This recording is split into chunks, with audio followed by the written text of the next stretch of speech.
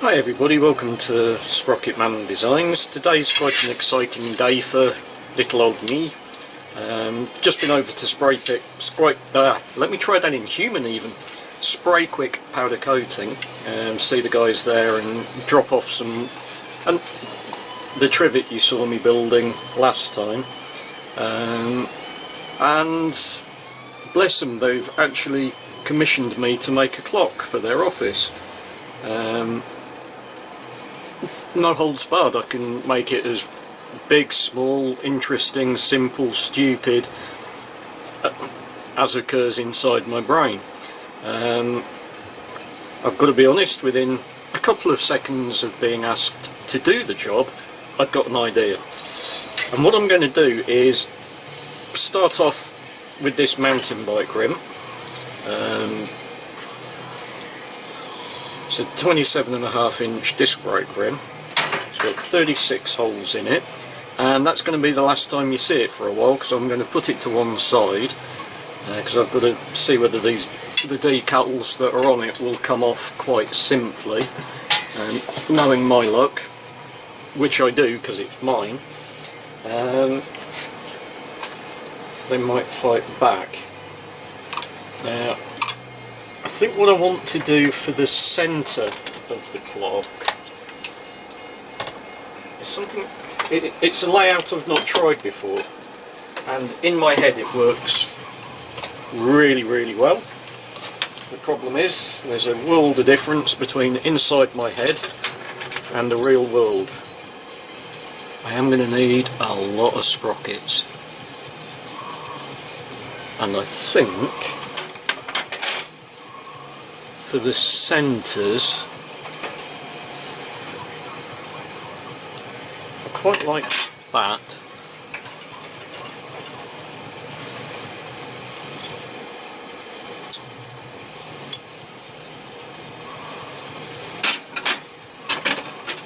Now, don't be fooled, this black one isn't going to stay black, but what I think I'm going to try and do, once I've got them both brushed back,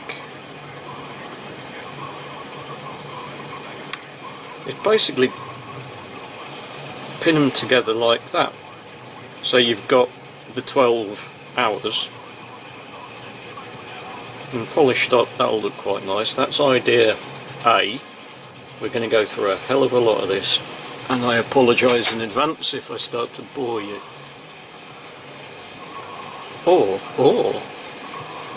Now there's a thunk.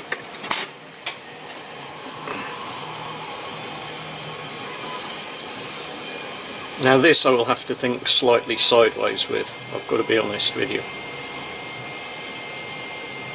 But I already like it. The reason I will say I've got to think sideways with this one is it's not steel, it's aluminium, and I don't have the appropriate gear to weld aluminium. And if any welders out there have watched this channel, they'll probably say I haven't got the skill either. Which, you know, it's not an unreasonable statement, I'll be the first to admit. I'm still learning how to do this.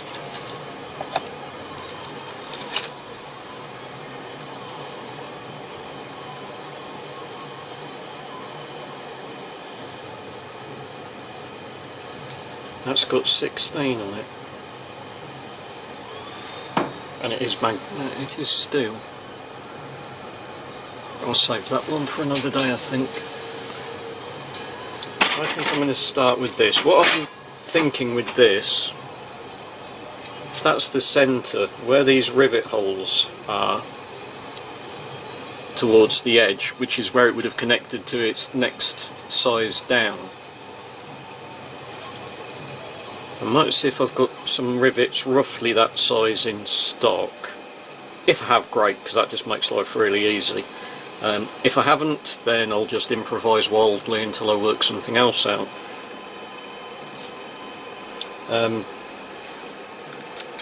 But what I would do is put next chainring or sprocket behind it, rivet the two together, potentially create a circle of smaller steel sprockets and build out from there, because using the steel ones I can then weld onto it and this becomes of no consequence. So I think the first thing I'm going to do, and I know this is going to shock you, is I'm going to hit it with the grinder and see what sort of finish we can get up on it. So, new defenders,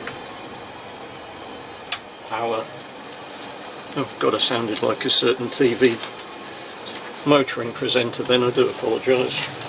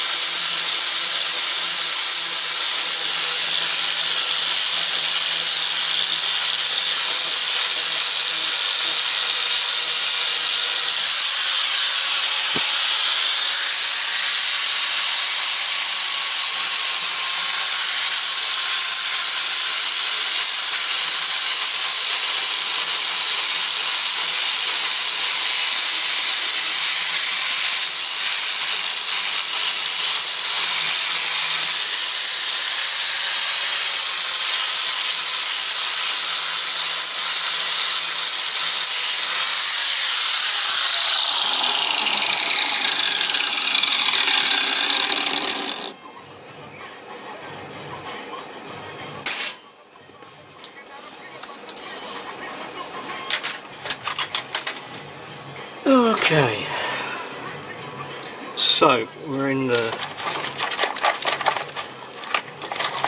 starting zone, I guess. And that's going to go in there like that.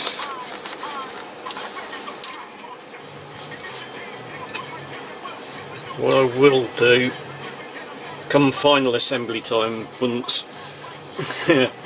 once I've got the bulk of this done, taking it back to the boys so they can powder coat it, then I can assemble it into the rim, will be, I think I'll use a 2-pack adhesive to connect that steel to the aluminium so the clock movement itself is held firm.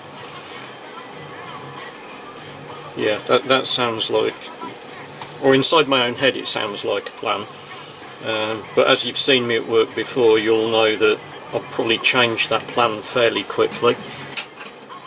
I do like, actually, let's get this polished up so I can offer it up and be a little bit more settled in my...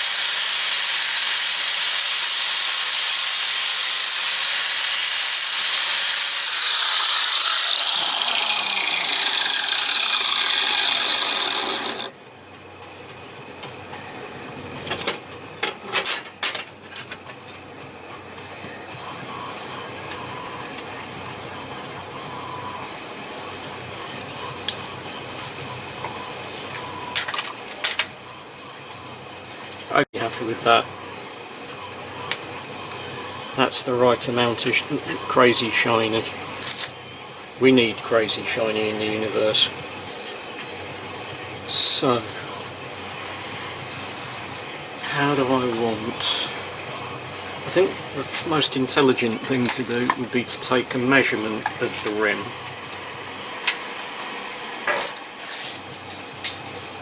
Which, to be honest, is going to happen out of shop because it's easier that way.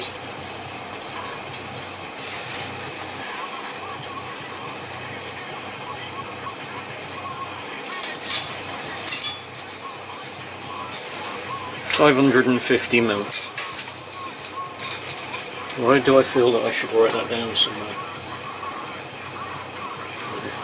I'll take that under advisement. 195.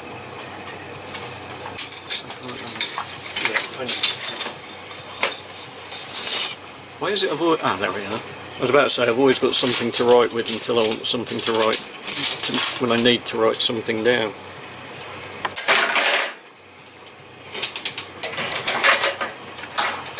No escape artists. If you're wondering what I'm doing, I'm trying to get a pencil out of a slot it's got stuck in on me racking here, and it's not playing. There we go.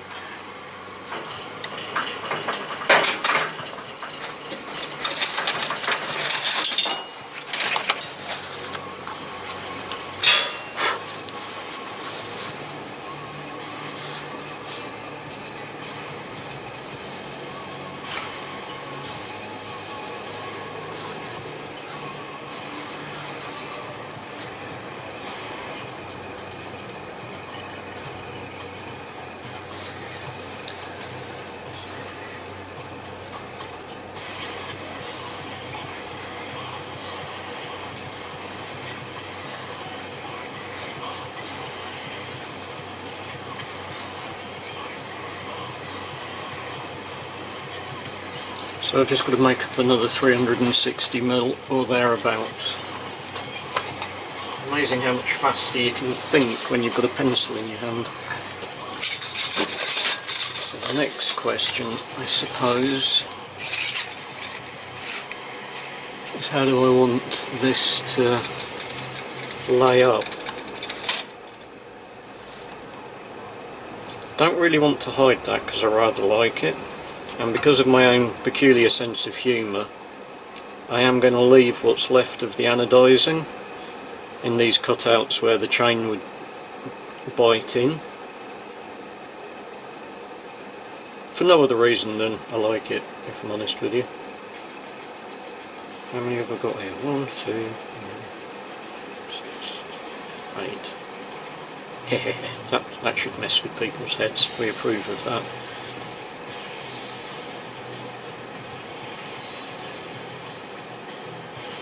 Yeah, so if we do that,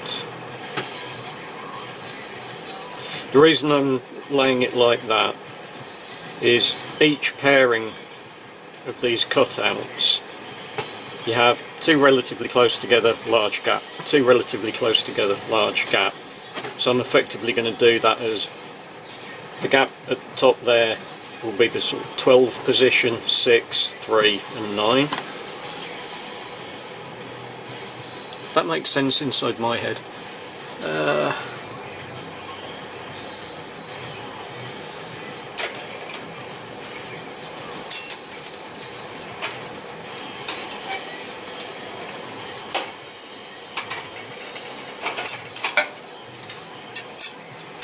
It's too big.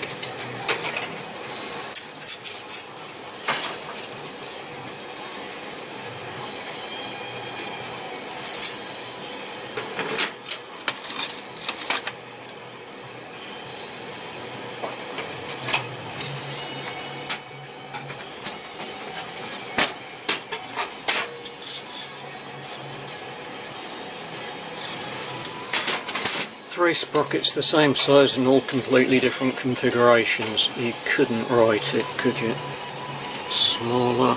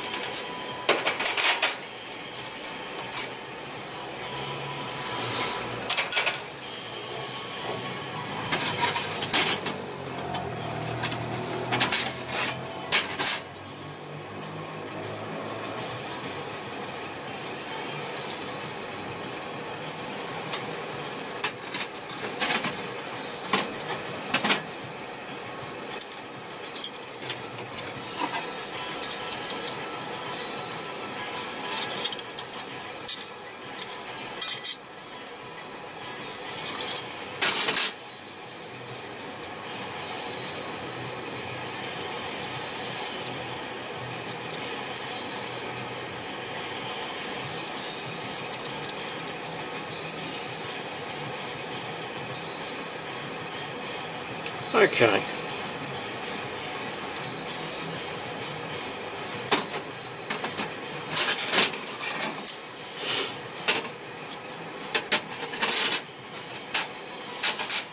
And strange, you might find this hard to believe, the criteria I haven't mentioned at all, these all fit. So, what I will do, I think, is work out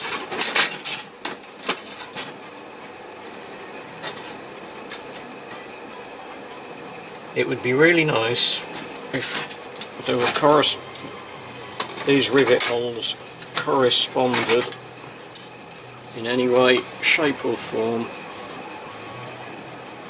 with some of the clearance holes and it's a close but no cigar job. The alternative being, of course, I just line it up the way I want it to look, use one hole in a sprocket, and where it mates up on that side, drill straight through it. So let's have a bit of a play like that. I'm going to have to polish these black ones up fairly quickly, otherwise I'm going to spend half my time just going, where have I just put that? Because it's stupid.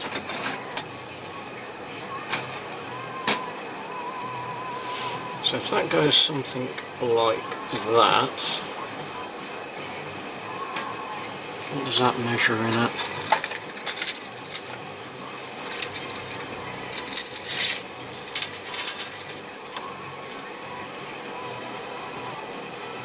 .365, which is a nice number, certainly around, well, manual one.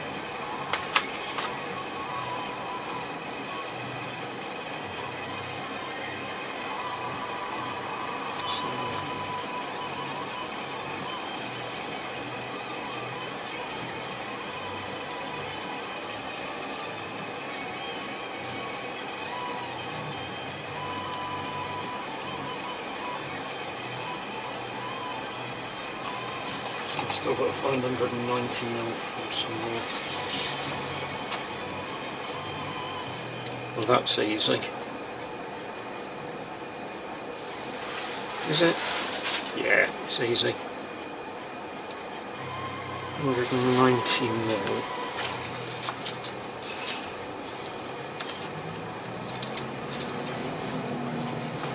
Well, that's only, what, 95 either side. Which is quite actually that's quite small.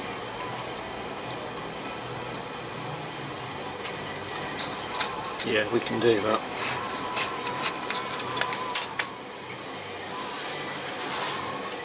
So, next step.